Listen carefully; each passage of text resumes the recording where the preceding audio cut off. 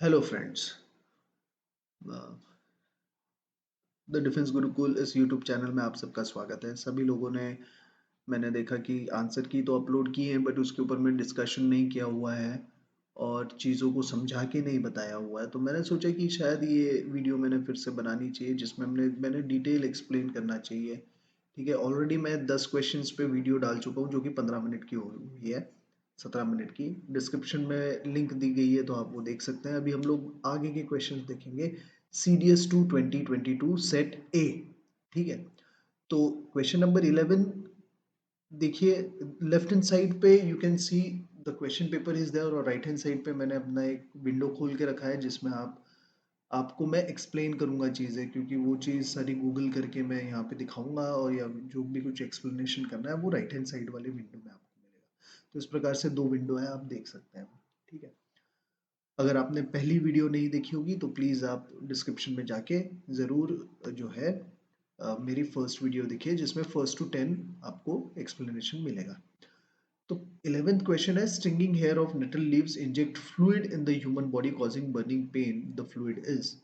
एक नेटल नाम का एक झाड़ होता है, जिसकी जो लीव्स होती है उसके ऊपर में एक स्टिंगिंग हेयर होता है। जैसे ये कि देखिए, ये जो एक नेटल लीव्स है उसके ऊपर में आपको ये हेयर्स दिखाई दे रहे हैं राइट हैंड साइड में। तो ये जो स्टिंगिंग हेयर्स होते हैं, इसमें एक फ्लूइड होता है जो इंजेक्ट करता है हमारे बॉडी में, जिसके वजह से हमको बर्निंग होता है। तो वो कौन सा फ्लूइड है, ये क्वेश्चन है। तो इसका आंसर है ए, मेथानोन मेटानोइक acid. So you can see here on right hand side the chemical like formic acid, metanoic acid, and histamine in these hairs, in which hairs, in stinging little hairs, can irritate the skin causing stinging, itching and redness. So इस प्रकार से you can see। ठीक है, तो 11th का answer है ए। चलिए अब क्वेश्चन नंबर 12 की तरफ में बढ़ते हैं। Milk of magnesia is used when people suffer from indigestion of food, it is क्या वो स्ट्रॉन्ग बेस है या माइल्ड बेस है, या स्ट्रॉन्ग एसिड है या माइल्ड एसिड है। मैं आपको एक चीज बताना चाहता हूँ कि जब भी हमारे हमें एसिडिटी होती है, पता है ना, जब हम बहुत खा लेते हैं तो हमने एसिडिटी होती है, और हम एसिडिटी की जो है एसिडिटी को कंट्रोल करने के लिए हम दवा खाते हैं, राइट। तो हमेशा देखना, जब एसिडिक खाओगे, जब हम कुछ खाते हैं तो हमारा एसिड लेवल बढ़ जाता है हमारे बॉडी में, जिसके वजह से हमें इंडाइजेशन की प्रॉब्लम होती है। तो उसको काउंटर करने के लिए हम माइल्ड बेस ऐसा कुछ खाते हैं जिसको जो उसको काउंटर करे। तो माइल्ड बेस ऐसा कुछ खाते हैं जो माइल्ड बेस होगा, जो उसको काउंटर करेगा। तो मिल्क ऑफ मैग्नीशिया जो है, ये माइल्ड बेस है जो उसको काउंटर करता है, और हमें जो ये इंडाइजेशन हुआ है, अगर हम सफ़र कर रहे हैं, तो उसको वो जो है ठीक करने के लिए यूज़ किया जाता है। तो आइए चलते हैं हमारे नेक्स्ट क्वेश्चन की तरफ। वो है 13th question, which one of the following, just बहुत सिंपल वाला है। ठीक है, ये इसको तो एक्सप्लेनेशन भी नहीं लगेगा, खैर। Which one of the following pairs of metals are very good conductor of heat. ठीक है, इसके लिए मुझे नहीं लगता कि कोई एक्सप्लेनेशन की ज़रूरत है। अगर इसका आंसर, ये सिंपल सा क्वेश्चन है जिसमें silver and copper is the right. मैंने ये कहाँ से पूछा गया है क्वेश्चन, ये भी मैं आपको बताऊंगा। अगर आपने 8 9 10th की किताबें ढंग से पढ़ी होगी, तो आप जो है ये वाला क्वेश्चन भी आप दे पाएंगे। 13th का A answer silver and copper. So basically ये 8 9 10th क्वेश्चन के मैंने की बुक के आधार पर का ये क्वेश्चन बना हुआ है, राइट। इवन ये जो इसके पहले वाला भी क्वेश्चन है, 8 9 10th की किताबें ढंग से पढ़ो, you will able to answer the 12th question also. 14th वाला भी बड़ा मजेदार क्वेश्चन है। School bells are made of metals because metals are. तो B is the answer, that is sonorous. Sonorous यानी जिसके वजह से एक अच्छा आवाज आता हो घंटी की। आपने देखा होगा, I don't know whether you have those घंटा और नॉट। हमारे स्कूल में घंटी हुआ करती थी, जिसको जो है घंटी बजा के ही सब कुछ हुआ करता था, अभी तो बेल्स आ गई हैं, ठीक है। उसमें भी बेल्स में भी जो मेटल यूज होता है वो यही है, सोरोनस होता है, इसीलिए ही उसको यूज किया जाता है। तो ये भी 8वीं 8 9 10th की मेटल नॉन मेटल के आप कुछ भी उठा के देख लीजिए, मेटल नॉन मेटल के ऊपर में जो चैप्टर होगा, तो ये एनसीईआरटी बेस्ड क्वेश्चन है 14th वाला भी, ठीक है। समझने लायक कुछ नहीं है, अगर समझना होगा तो आप, हाँ ये वाला क्वेश्चन है, consider the following statement about tincture of iodine, tincture of iodine, ठीक है। ये क्वेश्चन है जिसके ऊपर में हमने अभी डिस्कशन करना चाहिए।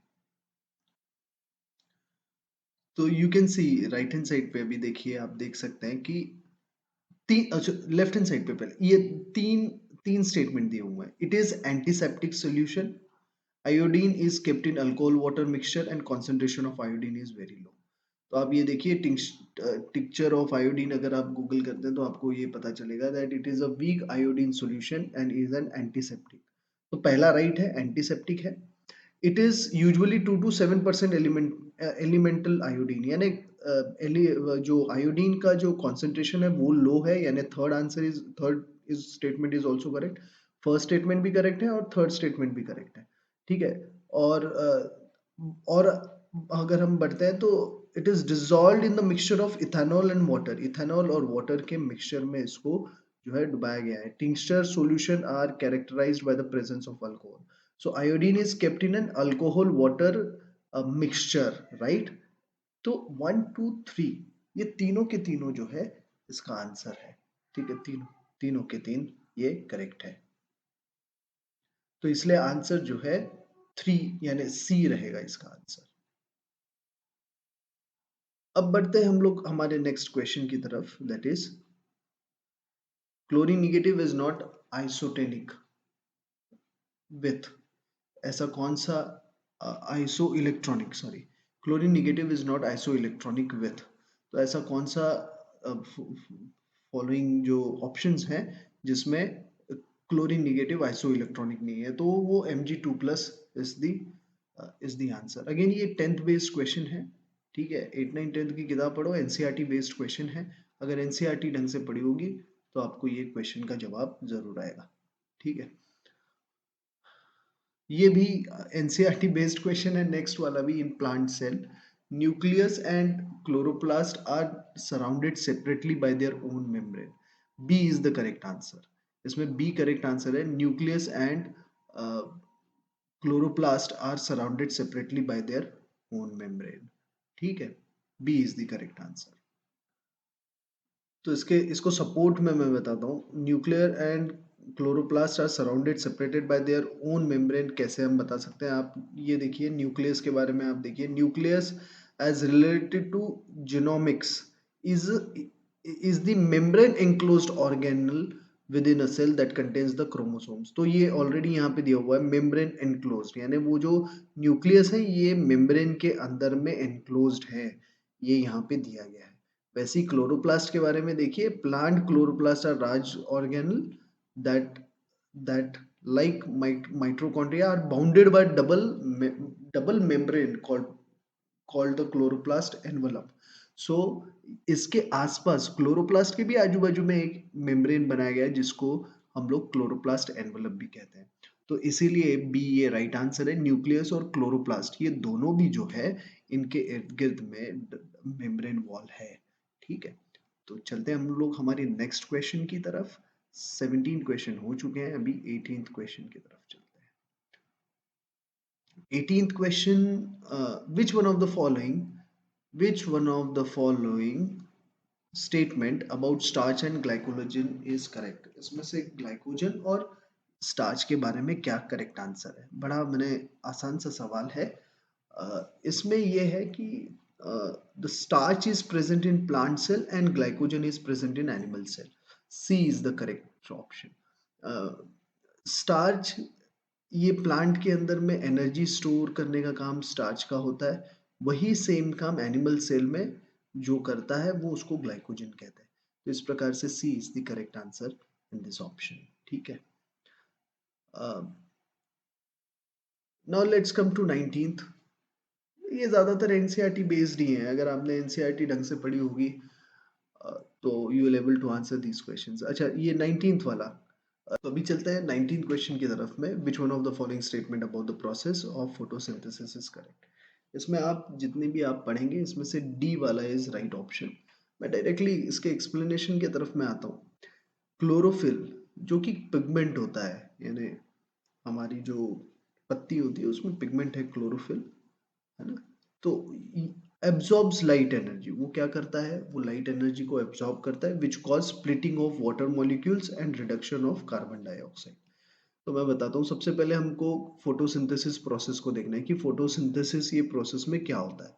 तो फोटोसिंथेसिस ये प्रोसेस जो भी है वो प्लांट में होती है। पहले it takes in carbon dioxide, ये भी एनसीईआरटी बेस्ड क्वेश्चन है, ठीक है। कि क्या करता है, कार्बन डाइऑक्साइड को अंदर लेता है और वाटर को भी अंदर लेता है from air and soil. Plant हमारा क्या करता है, कार्बन डाइऑक्साइड और वाटर ये एब्जॉर्ब करता है एयर और सॉइल में से। ये कर लिया। फिर उसमें से जो है लाइट भी एब्जॉर्ब करता है, क्लोरोफिल लाइट भी एब्जॉर्ब करता है। फिर ये लाइट जो है इसके कांटेक्ट में आता है और क्या करता है, वाटर इज ऑक्सीडाइज, पानी को ऑक्सीडाइज करता है, यानी meaning it loses electrons, while the carbon dioxide is reduce, carbon dioxide को रिड्यूस करता है। ये देखिए डी ऑप्शन में देखेंगे तो अपने क्लोरोफिल एब्जॉर्ब्स लाइट एनर्जी, ये तो सही है। Which causes splitting of water molecule, ये स्प्लिटिंग ऑफ वाटर मॉलिक्यूल पे मैं आऊंगा। But reduction of carbon dioxide यहाँ पे लिखा हुआ है, carbon dioxide is received meaning it gains electron, this transform water into oxygen and carbon dioxide into glucose. देखिए इक्वेशन हम जाते हैं, ये देखिए ये इक्वेशन है फोटोसिंथेसिस की, कैसे होता है। तो 6CO2 मैंने CO2 कार्बन डाइऑक्साइड और प्लस H2O पानी का मॉलिक्यूल है, ठीक है। जब ये लाइट के कांटेक्ट में आता है तो केमिकल बदलाव आता है, केमिकल चेंजेस होते हैं, ठीक है। और इस तरीके से हमें ग्लूकोज मिलता है, 6C6H12O6, ये ग्लूकोज है, प्लस ऑक्सीजन हमें मिलेगा, है ना। और कार्बन डाइऑक्साइड जो है वो रिड्यूस होता है। So D is the right answer in this question. इसके बाद वाला जो क्वेश्चन है ये बड़ा ही सिंपल क्वेश्चन है, डायरेक्ट आया हुआ है, अगेन एनसीईआरटी बेस्ड है।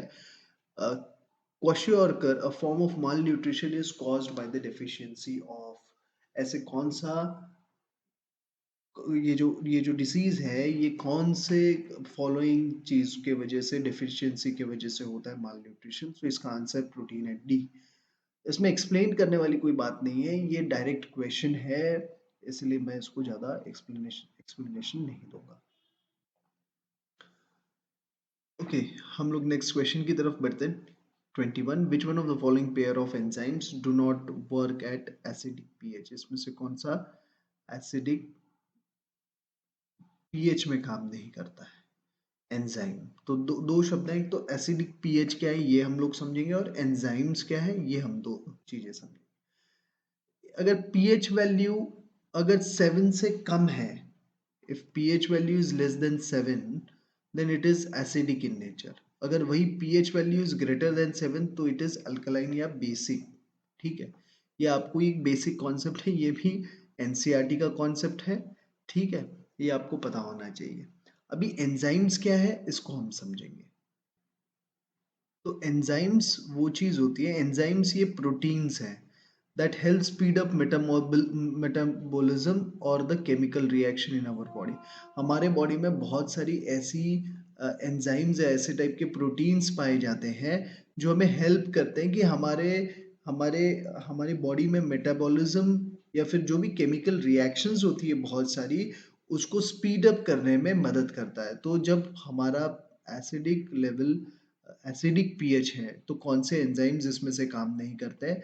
तो आंसर है ट्राइप्सिन एंड पेप्सिन, ये दो ऐसे एंजाइम्स हैं जो काम नहीं करते जब हमारे बॉडी का लेवल, बॉडी में एसिडिक पीएच ज़्यादा है, ठीक है। तो ये है क्वेश्चन नंबर 21 का आंसर, दैट इज ए। अब हम चलते हैं क्वेश्चन नंबर 22 की तरफ में। Urea is produced by metabolism of, सीधा सीधा एक तो मेटाबॉलिज्म ये वर्ड मैं थोड़ा सा एक्सप्लेन करूंगा। मेटाबॉलिज्म का मीनिंग राइट हैंड साइड में, ये एक ऐसा केमिकल प्रोसेस है ठीक है? जो प्लांट और एनिमल के बीच में होता है, जो हमारे अंदर में जो फूड है, उसको एनर्जी में चेंज करता है और जो जिससे हम ग्रो होते हैं, ठीक है? इसलिए देखा होगा आपने, हमेशा हम लोग जो फर्टिलाइज़र देते हैं उसका नाम है यूरिया, राइट? सो एक ऐसा केमिकल प्रोसेस, मेटाबॉलिज्म यानी क्या है? तो एक ऐसा केमिकल प्रोसेस जिसमें प्लांट और एनिमल जो है वो फूड को चेंज करते हैं एनर्जी में। तो यूरिया जो है ये प्रोड्यूस कौन से किसके मेटाबॉलिज्म से होता है? तो ये ए इज द राइट आंसर। ठीक है, 22 का ए आंसर है। इसमें एक्सप्लेन करने वाला कुछ भी नहीं है, इसमें डायरेक्ट डायरेक्ट इसका आंसर है। ठीक है, इसके बाद नेक्स्ट जो क्वेश्चन बनता है, deficiency of iron is caused by number 3। ये भी एनसीईआरटी बेस्ड क्वेश्चन है, काफी बार आया हुआ, मैंने आपको पता होगा। Anaemia is the right answer. Iron की डेफिशिएंसी है तो अनेमिया होगा, ये जनरली लड़कियों में पाया जाता हुआ है। चलिए नेक्स्ट क्वेश्चन की तरफ में जाते हैं। If an object of mass 10 kg is moving with the uniform speed of 10 meter per second, then the linear momentum and the kinetic energy of the object respectively are। तो इसका answer है, ए। Answer is ए। ठीक है, 24 का अगर calculation करते हैं तो आपको आंसर ए आएगा। मैं थोड़ा क्वेश्चन नंबर 23 पे फिर से वापस जाना चाहता हूँ। इसके जो ऑप्शंस हैं बी सी डी, इसके ऊपर में हम लोग will try to throw some light on it. A के बारे में तो मैंने कहा कि जब भी हम प्रिपरेशन करते हैं, या फिर अभी जैसे आप, जिन लोगों ने तो सॉल्व किया हुआ है वो तो ठीक है, जो नेक्स्ट ईयर के लिए भी ये वीडियो देख रहे होंगे जो प्रिपरेशन करेंगे, तो हम लोग रिवर्स इंजीनियरिंग नाम की चीज़ कुछ बोलते हैं, जिसमें हम लोग ऑप्शंस को भी पढ़ते हैं। तो हो सकता है कि क्वेश्चन रिपीट ना हो, बट ऑप्शंस जो है वो उसके ऊपर में आगे कभी क्वेश्चंस बने। तो जो बी ऑप्शन है 23 का, जो कि स्कर्वी है, it is cause because of the deficiency of vitamin C. अगर 3 महीने के लिए कंटिन्यूस विटामिन सी का आपको अगर कमी है तो स्कर्वी होगा। विटामिन डी के डेफिशिएंसी से रिकेट्स होगा। और जो कोलेरा है ये एक वाटर बॉर्न डिसीज है। ठीक है, तो इस तरीके से मैंने ये 23 के फिर से ऑप्शंस जो है मैंने जो है कवर करने का सोचा, तो इसलिए मुझे लगा, इसलिए मैं वापस इस पे आया। अब हम बात करेंगे सीधा क्वेश्चन नंबर 25 के बारे में। ठीक है, an electric circuit having combination of resistance and capacitance is given below. ये इस तरीके का सर्किट है। The current flowing through the circuit will be. तो इसका आंसर आएगा डी। तो अगर सही से कैलकुलेट करेंगे तो आपको आंसर आ जाएगा। फिजिक्स का क्वेश्चन है। ठीक है, फिजिक्स के न्यूमेरिकल्स को लेकर हम लोग स्पेशल सीरीज बनाएंगे। अ, यहाँ पे तो सारा कैलकुलेशन नहीं करेंगे, जिसमें बेसिक से बताएंगे, ठीक है, कि कैसे कैलकुलेट किया जाता है, और उसका पूरा कॉन्सेप्ट को हम लोग जो है डिस्कशन करेंगे। उसके लिए एक अलग से वीडियो बनानी पड़ेगी, और जल्दी हम लोग सिर्फ फिजिक्स के कॉन्सेप्ट को लेके जो है वीडियो आप तक लेके आएंगे। अब देखते हैं question number 26। Pitch of the sound wave depends upon which one of the following characteristics. इसमें से कौन सा कैरेक्टरिस्टिक्स हैं जिसके ऊपर में पिच ऑफ द साउंड जो है ये इट इज क्या बोलता है, it is dependent on that. So it is the frequency. Answer is D, frequency. आप देख सकते हैं यहाँ पे राइट हैंड साइड में, pitch is the perpetual property of sound that allows their ordering on the frequency related scale। ठीक है, so you can see 26 का D is the answer। अब क्वेश्चन नंबर 27, ये बड़ा फैक्चुअल क्वेश्चन है, इसमें कोई एक्सप्लेनेशन की ज़रूरत नहीं है। 27 का अगर हम देखते हैं तो device used for measuring electric current is in a circuit is called. तो आंसर बताइए। इसका आंसर है एमिटर। अगर आप ऑप्शंस देखते हैं इसमें से दो तो आप आराम से एलिमिनेट कर पाएंगे, मोटर और जनरेटर। आप देखिए, वोल्ट मीटर या एमिटर, ये दो में से हो सकता है ना। अगर और आपको अगर आंसर सही पता है, मैंने आपने तो ये रॉन्ग करके नहीं आना चाहिए, ए या सी में से कोई ऑप्शन आएगा। तो answer is A, that is emitter. Next question है, the metal wire of length L and diameter D has a resistance R. What would be the resistance of the another wire of the same metal and of the same length but having double the diameter? तो आपको ये question का answer देना है। तो ये एक formula based question है जिसका आंसर बी आता है R/4। इसका मैंने जैसे कहा कि डिटेल हम लोग जो है, क्योंकि फिजिक्स अलग से पढ़ाना पड़ेगा, बेसिक से पढ़ाना पड़ेगा, तो हम लोग इसके ऊपर में एक अलग से सेशन ज़रूर बनाएंगे। नेक्स्ट क्वेश्चन की तरफ चलते हैं। In India, which one of the following is responsible for implementation of government of policy in all matters concerning telecommunication? Telecommunication के कंसर्न में जो भी इंडिया की पॉलिसी बनती है वो कौन रिस्पॉन्सिबल है? तो इसका आंसर है TRAI, Telecom Regulatory Authority of India, that is B is the right answer. ये न्यूज़पेपर बेस्ड क्वेश्चन है। अगर आप न्यूज़पेपर हमेशा पढ़ते हैं तो आपको पता चलेगा कि ट्राई ने ऐसा किया, ट्राई ने वैसा किया। मैंने तो ये हमेशा से ये बी ऑप्शन आपको जो है न्यूज़ में दिखाई देता होगा। तो इसलिए B is the right answer. इसके बाद क्वेश्चन नंबर 30 की तरफ चलते हैं। Consider the following statement about James Webb Space Telescope. इसमें से कौन सा स्टेटमेंट जो है कंसीडर कीजिए 1 और 2 और इसमें से बताइए ऑप्शन में से कि क्या सही है और क्या गलत है। सो बेसिकली क्वेश्चन नंबर 30 का जो आंसर है वो C option is the right answer. Both statements 1 and 2 are correct. इसमें कुछ एक्सप्लेनेशन की बात नहीं है। आप अगर गूगल करके देखेंगे तो आपको ये दोनों स्टेटमेंट के आंसर, ये दोनों स्टेटमेंट करेक्ट आपको पता चलेगा। इसी के साथ ये वीडियो यहीं समाप्त होता है। आप सब लोगों ने बहुत सारा प्यार दिया, वीडियो देखा। अगर आपको कोई प्रॉब्लम है तो आप या क्वेश्चन होगा तो प्लीज़ कमेंट सेक्शन में डाल के आप डालिएगा, मैं उसका जवाब ज़रूर देने की कोशिश करूँगा। इसी के साथ ये वीडियो यहीं समाप्त होता है। Thank you very much. जय हिंद, जय भारत।